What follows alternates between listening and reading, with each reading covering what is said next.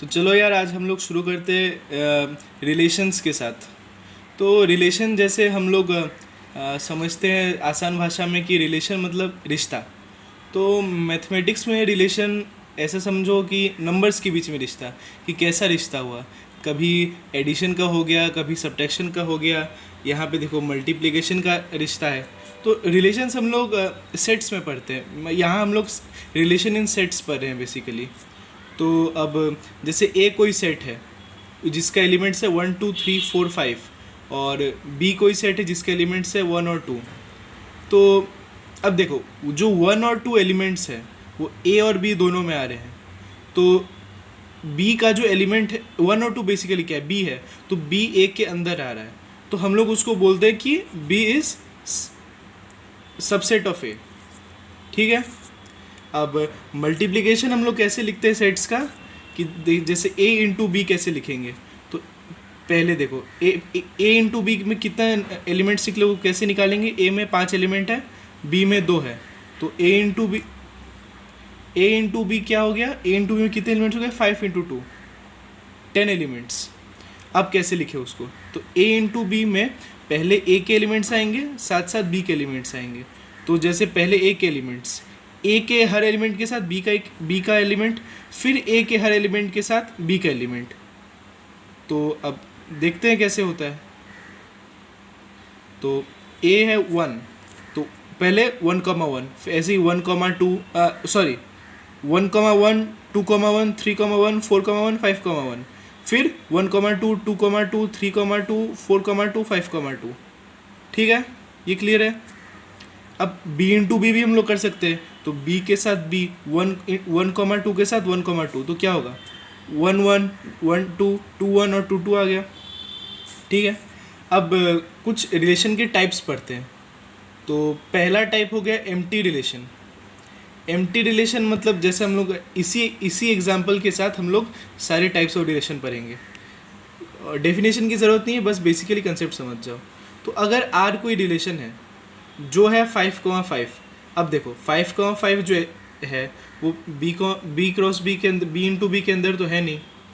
तो वो क्या हो गया, तो आर क्या हो गया, एम्प्टी रिलेशन हो गया बी में, कि if 5, 5 does not belong to B into B, तो आर इज एम्प्टी रिलेशन। ठीक है। फिर आता है यूनिवर्सल रिलेशन। यूनिवर्सल रिलेशन मतलब each element of R belongs to each element of B into B. तो मतलब आर और बी इंटू बी बेसिकली मतलब सेम होना चाहिए। अगर दोनों सेम हुआ, डिट्टो सेम हुआ, अरेंजमेंट मैटर नहीं करता, ये आगे पीछे हो सकता है, तो ये R equal to B into B होगा, यूनिवर्सल रिलेशन हो गया। फिर आता है रिफ्लेक्सिव। ये रिफ्लेक्सिव, सिमेट्रिक, ट्रांजिटिव तीनों काफ़ी यूज़ होता है और इस पर क्वेश्चन आ जाता है तुम्हारे बोर्ड्स वगैरह में। तो रिफ्लेक्सिव क्या है, कि अगर a, belongs to R for every a belongs to a, मतलब जैसे ए में क्या है 1 2 3 4 5 है। तो अगर आर है 1, 1 या 2, 2, मतलब a, का फॉर्म है, दोनों सेम होने चाहिए। तो आर क्या हो गया, रिफ्लेक्सिव ऑन ए हो गया। तो जैसे यहाँ पे रिफ्लेक्सिव ऑन बी का एग्जांपल हमने लिया, तो बी क्या है 1, 2 है। तो आर 1, 1 और 2, 2 अगर आर में आता है तो वो रिफ्लेक्सिव ऑन बी हो गया। ठीक है, मतलब दोनों अगर सेम में आ गए ब्रैकेट के अंदर, तो वो हो गया रिफ्लेक्सिव रिलेशन। सिमेट्रिक मतलब सीधा भी और उल्टा भी। तो अगर a, b belongs to R और b, a belongs to R, तब ये सिमेट्रिक रिलेशन हो जाता है। जैसे b के लिए, b में एलिमेंट्स के 1 और 2, तो 1, 2 और 2, 1 अगर दोनों अगर r में हुआ तो r is symmetric on b। ऐसे ट्रांजिटिव, अगर a, b r में है, b, c r में है, और अगर a, c भी r में है, जैसे 1 2 2 1, ये a b b c ये दोनों सेम होने चाहिए।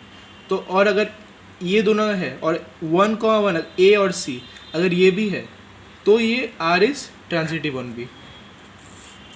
इक्विवेलेंस रिलेशन, इस पे क्वेश्चन आते हैं बोर्ड में। तो अगर कोई रिलेशन रिफ्लेक्सिव, सिमेट्रिक, ट्रांजिटिव तीनों है, तो वो क्या हो गया, इक्विवेलेंस रिलेशन हो गया। अब जैसे b के लिए हम लोग देखते हैं, तो r ये हमने लिख दिया। अब इसमें 1, 1 है, 2, 2 है, तो ये रिफ्लेक्सिव हो गया। 1, 2 है, 2, 1 है, फिर ये सिमेट्रिक हो गया, और यहाँ पे 1,2, 2,1 और 1,1 भी है, तो ये तुम्हारा ट्रांजिटिव हो गया। अरेंजमेंट मैटर नहीं करता, तुमको बस देखना है कि हाँ ऐसे ऐसे है तो हो जाएगा। तो एक क्वेश्चन देखते हैं कि L is set of all lines on X Y plane. L क्या है? एक्स वाई प्लेन जो है, ये जो हमारा एक्स वाई प्लेन जो है, इस पे जितना भी लाइन्स है कहीं भी कैसे भी बना दो, उसका जो सेट है उसे हम L बोलते हैं। तो R अगर एक रिलेशन है L पे L1, L2 सच दैट, ये जो कोलोन बनाया ना, इसको हम लोग सच दैट पढ़ते हैं मैथ्स में। L1 is parallel to L2, show that R is an equivalence relation. तो मान लेते हैं कि 4 लाइन है आपस में पैरेलल एक्स वाई प्लेन पे, तो कंडीशन के हिसाब से तो L1, L2, L3, L4 एक आपस में पैरेलल है, तो L1, L2, L3, L4 L में बिलोंग करेंगे। अब रिफ्लेक्सिव के लिए देखते हैं।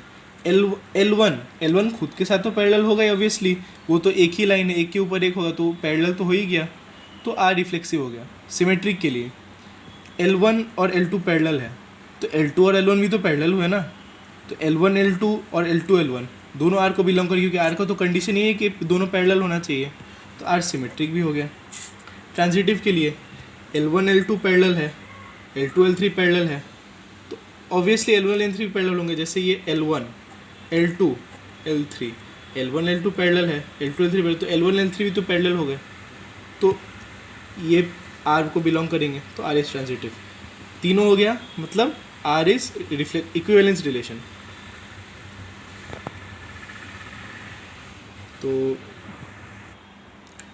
तो अब दूसरा टॉपिक है हमारा फंक्शंस बेसिकली हम लोग जैसे बर्थडे पार्टी हो गया, किसी की शादी हो गई, तो हम लोग फंक्शन में, आसान भाषा में फंक्शन क्या हुआ, कोई इवेंट हुआ।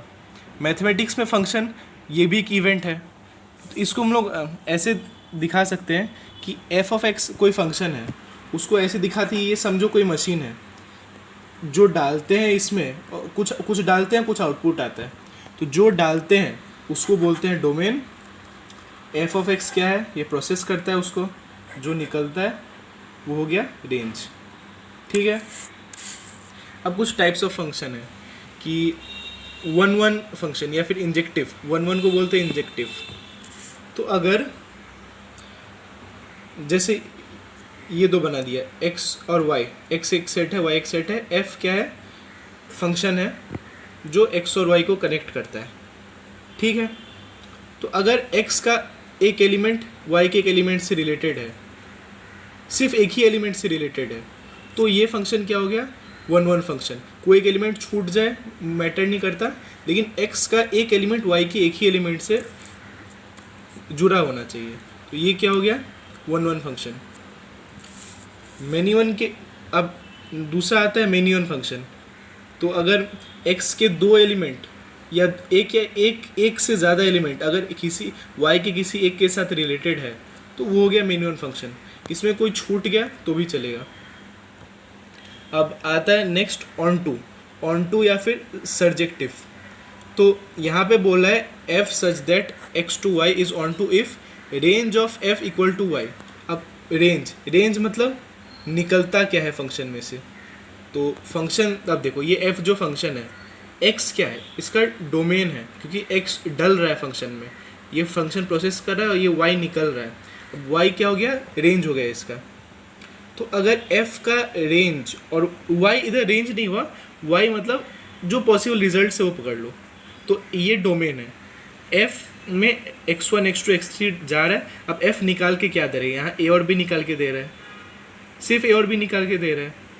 और y क्या है, y में यहाँ पे सिर्फ a और b है, तो इसका मतलब क्या हुआ, रेंज ऑफ f क्या हुआ, a और b हुआ, और y दोनों इक्वल है, और ये सेम वही हुआ, तो ये फंक्शन क्या हो जाएगा, ऑन टू। यहाँ पे देखो जैसे मैनी वन के लिए x1 x2 x3 गया f में, रिजल्ट आया बस a और b, लेकिन y में तो a b c d चारों है, तो ये रेंज ऑफ f y के इक्वल तो नहीं हुआ, तो ये फंक्शन क्या हो गया, ऑन टू नहीं हुआ। अब चौथा टाइप का ये आता है तुम्हारा बाइजेक्टिव फंक्शन। अगर कोई फंक्शन 1-1 और ऑन टू दोनों है, तो उसे हम लोग बोलते हैं बाइजेक्टिव फंक्शन। जैसे पहले 1-1, x1 x2 x3 तीनों एक अलग अलग इंडिविजुअली रिलेटेड है किसी के साथ, कोई दो एक के साथ रिलेटेड नहीं है, ये हो गया। और तो 1 1 हो गया। ऑन टू के लिए f का रेंज क्या है, x1 x2 x3 तीनों f में जा रहा है, निकल क्या रहा है, a b और c निकल रहा है। y भी क्या है, a b और c है ना, तो ये range of f equal to y आ गया। तो ये फंक्शन क्या हो गया, बाइजेक्टिव हो गया। ठीक है।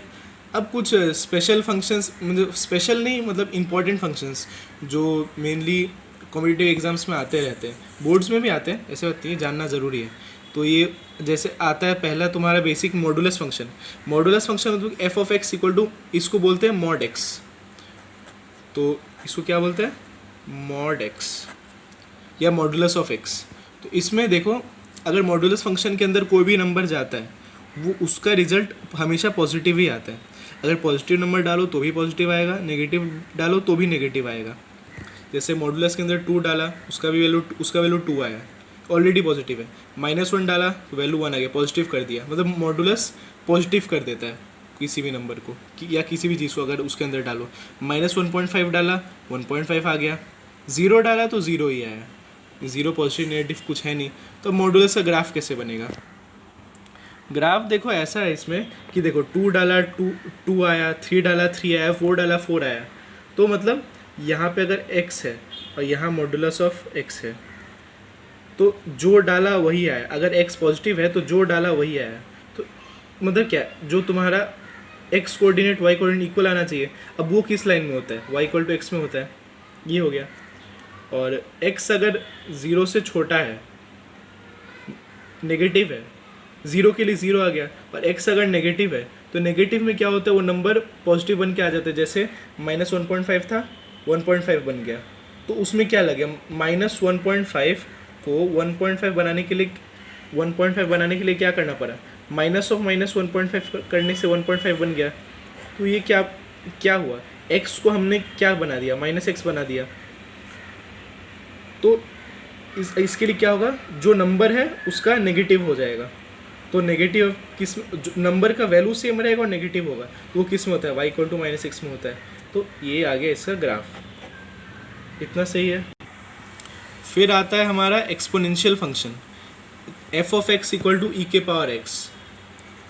ई का वैल्यू होता है 2.718, इसकी वैल्यू याद रख लो, 2.7 रख लो, 2.718 ज़रूरी नहीं है, 2.7 चल जाएगा। तो एफ ऑफ 0 क्या होता है, ई के पावर 0 क्या होता है, 1, किसी नंबर का पावर 0 तो 1 ही होता है। ई क्या है, कांस्टेंट है। एफ 1 क्या होता है, ई के पावर 1 मतलब ई। तो अब देखते हैं इसका ग्राफ। तो 0 के लिए क्या आ गया, 1 आ गया, इसके लिए ई आएगा, ई स्क्वायर, ई क्यूब, ई के पावर -1, ऐसे जाएगा। अब ये इन्फिनिटी के लिए क्या आएगा, ई के पावर इन्फिनिटी, 2.7 के पावर इन्फिनिटी क्या होगा, इन्फिनिटी होगा। मतलब किसी भी कोई भी नंबर के 1 से अगर बढ़ा है तो उसका पावर इन्फिनिटी क्या होगा, इन्फिनिटी होगा। और ये और ई के पावर -इन्फिनिटी क्या होगा, ई के पावर -इन्फिनिटी क्या होगा, इक्वल टू 1/e के पावर इन्फिनिटी।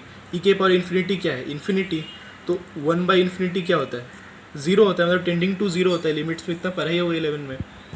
तो इस फंक्शन का डोमेन क्या हो गया, इसमें डला क्या, डोमेन मतलब फंक्शन में डला क्या, इसमें क्या क्या डाल सकते हैं, -इन्फिनिटी से इन्फिनिटी पूरा डाल सकते हैं।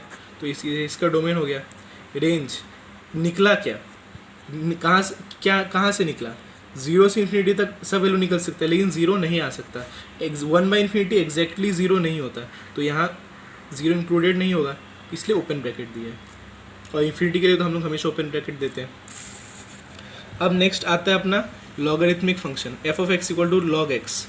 तो हम लोग पढ़े होंगे 11 में कि हाँ लॉग ऐसे लिखते हैं, एक्स बेस समथिंग। तो हम लोग जनरली कैलकुलस में बेस ई लेते हैं, कभी 10 ऐसे नॉर्मल अरिथमेटिक में बेस 10 लेते हैं और कैलकुलस में बेस ई लेते हैं। अब लॉग का डेफिनेशन क्या है, अगर ए के पावर बी का वैल्यू अगर सी है तो हम लोग बी कैसे निकालें, मतलब ए को कितना पावर करे कि सी आ जाए, वो कितना पावर कैसे आएगा, बी वही हुआ ना कि ए को कितना पावर करे कि सी आ जाए। तो बी क्या हुआ, बी को हम लोग लिख सकते हैं लॉग सी बेस से। तो यहाँ पे लॉग का ग्राफ ऐसे बन जाता है, देख लो कि log 1 हमेशा 0 होता है। अब log 1 0 कैसे हुआ, किसी भी नंबर का पावर log 1 क्या, c के जगह 1 आ गया, तो यहाँ 1, तो किसी भी नंबर का पावर क्या 1 होगा, किसी भी नंबर का पावर 0 हम ही 1 होता है, या तो 1 का पावर 1 होता है, तो किसी भी नंबर हम वो क्या हम लोग का x है, तो x का पावर 0 ही तो 1 होगा, तो इसलिए log 1 0 आता है। और इसका ग्राफ ऐसे बन जाता है। आगे हम लोग और डिटेल में स्टडी करेंगे, ग्राफ्स के ऊपर एक अलग से लेक्चर आएगा। तो अब इसका डोमेन क्या हो गया, इसमें डला क्या, डला कहाँ से कहाँ तक डला, 0 से इन्फिनिटी तक डला, इसमें 0 से इन्फिनिटी तक डला, तो और लेकिन 0 नहीं डला, इसलिए इसका डोमेन 0 से इन्फिनिटी। रेंज निकला क्या, कहाँ से कहाँ तक निकल सकता है ये, -∞ से इन्फिनिटी। ठीक है। अब दूसरा एक special function, greatest integer function. Greatest integer function या फिर GIF।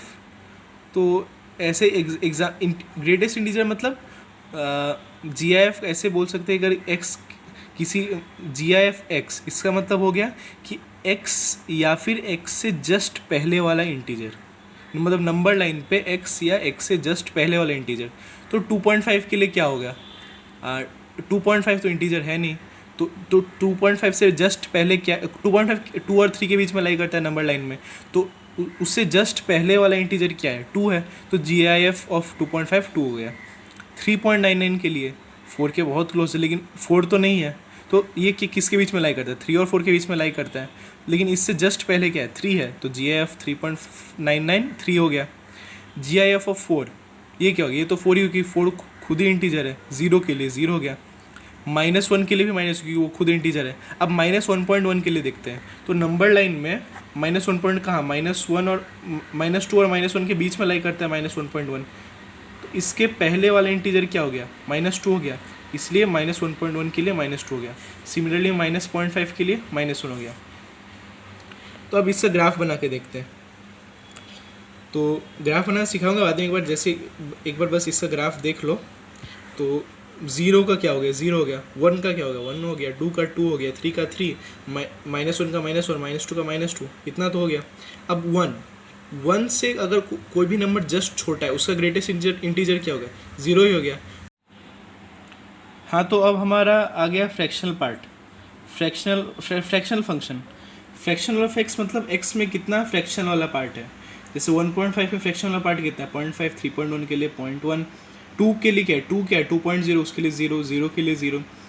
और नेगेटिव नंबर्स के लोग ऐसे देखते हैं कि एक फॉर्मूला होता है काफ़ी इंपॉर्टेंट, कि x equal to fraction of x plus x, मतलब sorry x equal to GI of x plus fraction of x। तो उसमें हम लोग जैसे -1.3 को डालें अगर, तो -1.3 equal to -2 plus fraction of -1.3, तो -2 अगर उस तरफ चला गया तो फ्रैक्शन ऑफ -1.3 आ गया 0.7। ठीक है। अब इसका ग्राफ अगर हम लोग देखें तो 0 के लिए क्या होगा, 0 1 के लिए 0, 2 के लिए 0, -1 के लिए 0, और 1 से 0 से 1 के बीच में जैसे 0.3 के लिए होगा, वो उसके लिए 0.3, 1.3 के लिए होगा 0.3। तो ये y इक्वल टू एक्स या फिर y इक्वल टू एक्स के पैरेलल वाले लाइंस है। ये 1 से 1 तो होगा नहीं किसी नंबर का फ्रैक्शनल पार्ट, और 1 से बड़ा हो ही नहीं सकता, तो या तो 0 होगा या 0 से 1 के बीच में होगा। तो फ्रैक्शन ऑफ x 0 से 1 के बीच में होगा इंक्लूडिंग 0। ठीक है, ये हो गया अपना। इसका डोमेन क्या हो गया, -∞ से इन्फिनिटी, क्योंकि इसमें सब कुछ आ सकते हैं, और रेंज हो गया 0 से 1 इंक्लूडिंग 0। ठीक है। अब नेक्स्ट अपना आता है signum function, f(x) equal to signum x। ये सिंपल सा फंक्शन है कि अगर x का वैल्यू 0 है तो सिग्नम x 0 हो गया, x अगर पॉजिटिव है तो सिग्नम x 1 हो गया, x अगर नेगेटिव है तो सिग्नम x -1 हो गया। ये ऐसे ग्राफ, डोमेन -∞ से इन्फिनिटी, और रेंज सिर्फ -1, 0 और 1। हाँ, ये आप अपना ग्रेटेस्ट इंटीजर फंक्शन के लिए डोमेन रेंज देखना भूल गए थे। तो ये डोमेन क्या हो गया, इसको -∞ से इन्फिनिटी, क्योंकि इसमें हर नंबर डल सकता है, और रेंज हो गया z इंटीजर्स, क्योंकि सिर्फ इंटीजर्स आ रहे हैं, 0 आ रहा है, 1 आ रहा है, 2 आ रहा है, -1 -2 आ रहा है। ठीक है, ये हो गया अपना। अब नेक्स्ट अपना आता है कंपोजिट फंक्शन। अगर f कोई फंक्शन है a to b, g कोई फंक्शन है b to c, तो हम लोग एक फंक्शन बना सकते हैं गॉफ, जो होगा a to c, गॉफ मतलब g of f of x, g के अंदर f of x डाल दिया, तो ये देख ले x f of x gof x, a to b function f है, b to c g है, a to gof x, a to c क्या है, गॉफ x। तो एग्जाम्पल देख ले, f of x अगर x² है, g of x अगर x³/3 है, g of f of 1 क्या होगा, f of 1 पहले चाहिए, f of 1 निकल गया, f of 1 क्या, 1² मतलब 1, तो g of f of 1 क्या होगा, g of 1, तो 1³/3 इक्वल टू 1/3। ठीक है। इसका एक एग्जांपल देख सकते हैं, इस साल जेई में आया था कि जी ऑफ एक्स अगर ये है, जी ऑफ एफ ऑफ एक्स ये है, तो एफ ऑफ 5/4 क्या होगा। तो जी ऑफ एफ एक्स के लिए इसमें अगर एक्स की जगह एफ ऑफ एक्स डाल दे तो ये ऐसे लिख सकते हैं हम लोग, जी ऑफ एफ एक्स पहले से में दिया हुआ है, ये है, लिख दिया। ये क्या आ गया, एक क्वाड्रेटिक इक्वेशन के फॉर्म में आ गया। अब x इक्वल टू 5/4 अगर रख दे इसमें तो ऐसे आ जाता है। तो ये बन गया अपना क्वाड्रेटिक इक्वेशन। अब श्रीधर आचार्य मेथड से, जिसमें ये अपना वेरिएबल क्या है, एफ ऑफ 5/4 है वेरिएबल, श्रीधर आचार्य मेथड से सॉल्व किया, एफ ऑफ 5/4 क्या है, -1/2। ठीक है। अब आता है अपना इन्वर्टिबल फंक्शन। अगर कोई इन्वर्स मतलब क्या, हम लोग मल्टीप्लिकेटिव इन्वर्स पढ़ते हैं कि 2 का मल्टीप्लिकेटिव इन्वर्स क्या होगा, उसका रेसिप्रोकल हो गया 1/2। तो ऐसे फंक्शन का भी इन्वर्स होता है कि f अगर फंक्शन है x2y तो कोई फंक्शन हो गया y2x, वो उसका इन्वर्स हो सकता है। इन्वर्स होने के लिए कंडीशन है f को 1 भी होना पड़ेगा, ऑन टू भी होना पड़ेगा, किसी कोई एक होने से नहीं चलेगा, दोनों होना पड़ेगा। इन्वर्स निकालने का तरीका एंट्रेंस के लिए काफ़ी इंपॉर्टेंट। एक कैसा एफ ऑफ एक्स के लिए देखते हैं, एफ ऑफ एक्स अगर 4x+3 है तो पहले एफ ऑफ एक्स की जगह y लिख देंगे पहले, y इक्वल टू 4x+3। ठीक है। अब उसको y को उस तरफ भेज दिया तो 4x equal to y-3, x equal to y-3/4। अब x और y को इंटरचेंज कर लेते हैं तो y इक्वल टू x-3/4 आ गया। तो ये जो y है वो अपना f इनवर्स x आ गया, x-3/4। ये बस एक तरीका है कि पहले y इक्वल टू वो फंक्शन लिख दो, फिर x इक्वल टू समथिंग में निकालो, x y को इंटरचेंज करो, हो गया। ये तरीका है। एक और क्वेश्चन ये आप खुद से देख सकते हैं, मैं इसके बाद एक पीडीएफ दे दूंगा, पीडीएफ का लिंक दे दूंगा, आप ये खुद से देख लीजिएगा। या फिर चलिए एक बार मैं बता ही देता हूँ कि एफ ऑफ एक्स अगर 4x² + 12x + 15 है, f क्या है, n/r है, मतलब नेचुरल नंबर से रियल नंबर तक। तो पहले लिख देते y इक्वल टू ये, फिर दिस इक्वल टू 0 आ गया, y को उस तरह भेज दिए। अब x इक्वल टू समथिंग निकल गया, x क्या आ गया, प्लस माइनस के फॉर्म में आ गया, ये आ गया। तो f इनवर्स x क्या हो सकता है, दोनों को रिप्लेस कर दिया तो y इक्वल टू उस y और x को इंटरचेंज कर दिया तो f इनवर्स x क्या आ गया, -3 + √x-6/2 या फिर -3 + √x-6/2। तो ये जो है ये हमेशा नेगेटिव होगा, ये या तो पॉजिटिव होगा या नेगेटिव भी होगा। अब हम लोग देखते हैं कि इन्वर्टिबल फंक्शंस में एक ऐसा होता है कि डोमेन ऑफ एफ एक्स अगर डी है और range of F X R है तो domain of F inverse X R हो गया, range of F inverse X D हो गया। ठीक है। तो एफ एक्स को हम लोग ऐसे लिख देते हैं, एक बार इसको ब्रेक कर लिया, इस फॉर्म में आ गया। अब किसी भी नंबर का स्क्वायर का मिनिमम वैल्यू क्या होता है, 0 होता है। नेगेटिव नंबर का भी स्क्वायर पॉजिटिव ही होता है, इसलिए तो मिनिमम वैल्यू क्या है, 0 का स्क्वायर 0 होता है, तो मिनिमम वैल्यू 0 आ गया। तो एफ एक्स या तो 6 होगा या 6 से बड़ा होगा। एफ एक्स का रेंज क्या आ गया, 6 से इन्फिनिटी। तो एफ इनवर्स एक्स का डोमेन हो गया 6 से infinity. Domain of F x दिया हुआ है n, तो range of F inverse x क्या आ गया, वो भी n हो गया। तो एफ इनवर्स एक्स का रेंज अगर n है मतलब एफ इनवर्स एक्स हमेशा पॉजिटिव वैल्यूज देगा। तो एफ इनवर्स एक्स के लिए हम लोग एफ इनवर्स एक्स क्या हो गया, वो जो पॉजिटिव वाला पार्ट था, जो पॉजिटिव या नेगेटिव कभी हो सकता था, जो ऑलवेज नेगेटिव वाला तो एफ इनवर्स एक्स हो नहीं सकता, वो होगा जो कभी पॉजिटिव या कभी नेगेटिव। तो ये हो गया अपना F inverse x. Last topic अपना बाइनरी ऑपरेशन, जो एंट्रेंस में आता नहीं है जनरली, तो ये बोर्ड हिसाब से बाइनरी ऑपरेशन मतलब क्या, बाइनरी मतलब 2, तो कोई भी 2 चीज़ को लेके उसके साथ कोई ऑपरेशन परफॉर्म हो, जैसे एडिशन, सब्ट्रैक्शन, कुछ भी, 2 हो गया अपना बाइनरी ऑपरेशन। एक क्वेश्चन के साथ देखते हैं कि show that subtraction and division are not binary operations on N. तो बाइनरी ऑपरेशन को हम लोग स्टार से डिनोट करते हैं। तो स्टार बाइनरी ऑपरेशन है ए से ए तक और रिजल्ट भी ए में आना चाहिए। तो सब्ट्रैक्शन के लिए देख लेते हैं a - b such that n cross n to n। तो एग्जांपल ले लिया 3,5 के लिए 3 - 5 -2 आ गया। अब -2 तो n में है नहीं, तो subtraction is not binary on n। ऐसे डिवीजन के लिए 3 और 5 ले लिया, तो 3/5 क्या आ गया, 0.6 आ गया। 0.6 भी n नेचुरल नंबर नहीं है, तो division is also not binary on n। ठीक है। अब लास्ट में कुछ ये 4 पॉइंट्स कि star is commutative if a star b equal to b star है। जैसे हम लोग पढ़े थे छोटे क्लासेस में कि एडिशन कम्यूटेटिव है, a + b और b + a इक्वल होता है। मल्टीप्लिकेशन कम्यूटेटिव है, a × b और b × a इक्वल होता है। फिर दूसरा point, star is associative if a star b bracket में star c equal to a star b star c। ये वैसे ही जो हम लोग associative law of addition multiplication जो पढ़े थे छोटे क्लासेस में वैसा ही कुछ है. Star is called identity for operation if A star e equal to e star a. E कोई भी एक एलिमेंट है ए में. तो जैसे हम लोग आइडेंटिटी 1 के लिए हम लोग पढ़े थे छोटे क्लासेस में कि 1 मल्टीप्लिकेटिव आइडेंटिटी होता है. तो कोई भी नंबर इंटू 1 इक्वल टू वही नंबर होता है, या फिर 1 इंटू वो नंबर भी इक्वल टू 1 वही नंबर होता है. तो वैसे ही ये ई क्या है, वो आइडेंटिटी है. Star is invertible if A star B equal to B star है. अब हम लोग पढ़े थे मल्टीप्लिकेटिव इन्वर्स कि 2 का मल्टीप्लिकेटिव इन्वर्स क्या होता है, 1/2 मतलब रेसिप्रोकल. तो 2 इंटू 1/2 भी 1 होता है, 1/2 इंटू 2 भी 1 होता है. तो ये वही चीज़ है. तो ये अपना एक और क्वेश्चन ये इसी साल जेई में आया था कि find F inverse X if F equal to 8^2x plus 8^-2x by 8^2x plus 8^-2x. तो y इक्वल टू ऐसे लिख लिया, फिर डिनोमिनेटर वगैरह ले लिया, कट कुटा की ये आ गया. अब देख लीजिए एक बार. तो और फिर अब हम देखिए समथिंग -1 बाई समथिंग +1 आया. अब ऐसी चीज़ को सॉल्व करने के लिए हम यूज़ करते हैं कंपोनेंडो डिविडेंडो.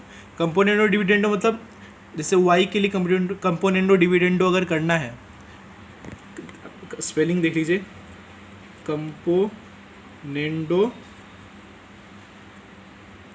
डिविडेंडो. तो ये y +1 बाई y -1 हम लोग ऐसे लिख सकते हैं. ये y है +1. अब 1 हम लोग कैसे लिखे, हम लोग को इसको ऐड करना है. ऐड करने के लिए डिनोमिनेटर सेम होना चाहिए, तो इस हिसाब से लिख दिया. ये सब्ट्रैक्ट करना है तो ये डिनोमिनेटर सेम होना चाहिए, तो 1. ये तो कट के तो 1 ही आएगा. अब इसका फ़ायदा क्या है, यहाँ पे -1 और अपना 1 कट गया. यहाँ अपना 8^4x कट गया, कट के ये आ गया अपना. तो 8^4x माइनस उस तरफ माइनस है, माइनस उस तरफ भेज दिया, ये आ गया. तो 4x अब हम लोग क्या लिख सकते हैं, log of this base 8^4x अगर ये है तो 4x से हो गया लॉग ऑफ दिस बेस 8. हम लोग लॉग में पढ़े थे. तो x equal to 1/4 log of this base 8.